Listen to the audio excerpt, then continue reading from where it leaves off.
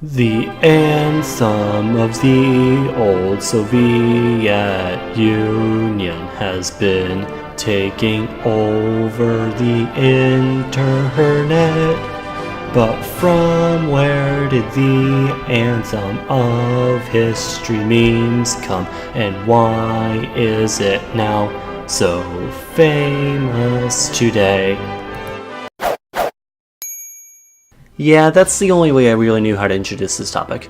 Nevertheless, the anthem of the USSR has become quite a bit of a meme recently. Then again, kind of the same with communism itself, but I digress. Unfortunately, explaining memes is kind of like explaining jokes, in that I would ruin it the second I tried to do so. So instead, I will be explaining the history and background of the anthem itself, and how it's technically still the anthem of the Russian Federation. The state anthem of the Soviet Union was originally written around 1938 by Alexander Alexandrov for the hymn of the Bolshevik Party, even though by this time the Soviet Union was already the age of most people who call Soviet anthem pranks today.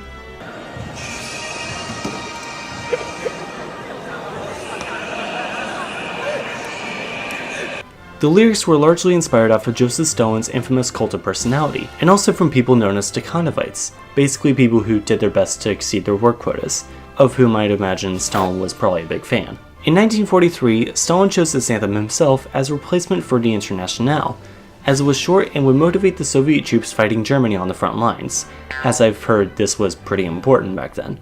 These lyrics, however, were quickly dropped upon the death of Stalin in 1953, and the anthem was only performed instrumentally until 1977, with an exception given for the 1976 Canada Cup, where the performer insisted on performing it with lyrics, as long as they were okay with it. This was Canada after all. New lyrics were put into place on the 60th anniversary of the October Revolution in 1977. One notable change was the mention of the Bolshevik Party going from the party of Stalin back to the party of Lenin. Don't take credit for other people's work, Stalin. However, the Soviet Union wasn't destined to last forever, contrary to its lyrics. In 1991, while someone took it out of its case to try to clean it, they dropped it and the whole thing smashed into 15 different pieces.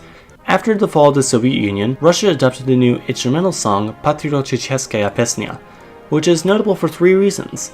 First, it became the anthem of the Russian Federation.